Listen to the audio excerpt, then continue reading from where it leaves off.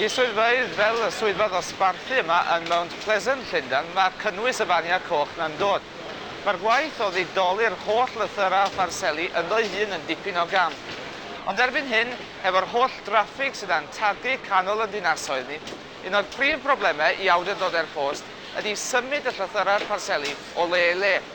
Ond chwarae teg iddyn nhw hefyd, maen nhw wedi rhagweld hyn ers hanner canrif neu fwy.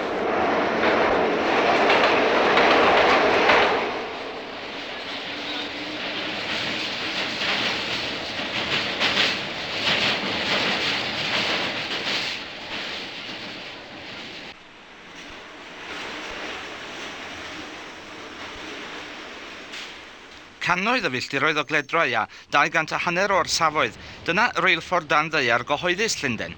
Ond 6 milltir a hanner o dwneli ac 8 gorsaf sydd i rheilffordd danddaear swyddfa'r post yn Llundain. Swyddfa'r post yn Whitechapel yn nwyrain y ddinas ydy dechrau'r daith. Ac ar ôl pasio trwy Liverpool Street, Mount Pleasant a 4 o swyddfeydd ddidoli eraill, mae'r trenau bach ar ôl hanner awr o chwilrio trwy'r twneli yn cyrraedd Paddington.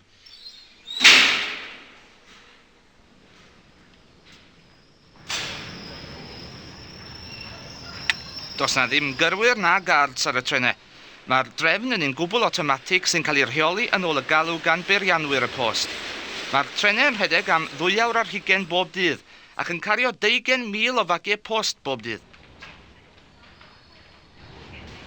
I gael y defnydd gorau allan o'r trenau, mae'n rhaid sicrhau fod y bagiau yma hefyd yn cael eu trin yn gyflym yn y gorsafoedd. Ac mae'r drefn honno yn dibynnu i raddau helaeth ar lifts a conveyor belts.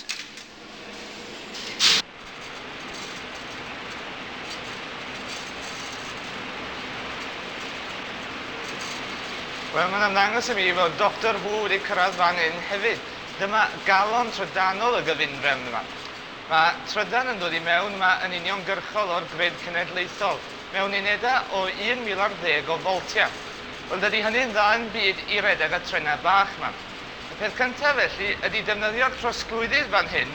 Mae hwnnw wedyn yn newid yr unedau yma yn unedau o 6,000 o foltia. Dydy hynny eto'n dda yn byd i redeg y trenau bach. Felly mae'n rhaid defnyddio'r cywirydd yma fan hyn i newid y foltia i rai 440. Mae hynny wedyn yn gofalu bod y trenau yn rhedeg yn gyflym iawn. Os ydych chi angen y trenau arafu neu stopio, yna mae'n rhaid defnyddio cywirydd tebyg fan draw i newid yr unedau yma i 150 o foltia.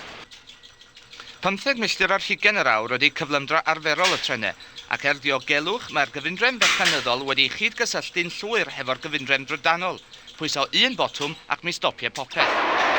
O gofio fod y trenau bach yma ers dros 20 mlynedd ac wedi teithio 1,5 miliwn o filltiroedd, chydig iawn o stopio di-rybydd sy'n digwydd, a chydig o ofal sydd ei angen arnyn nhw. Newid yr olew bob 2,500 o filltiroedd ac un archwiliad trylwyr yma yng ngorsa Mount Pleasant bob 40,000 o filltiroedd. Dim cweit mor rhamantus ar goed fawr hwrach, ond cyfundrefn hynod o effeithiol sy'n arbed miloedd o oriau teithio bob wythnos.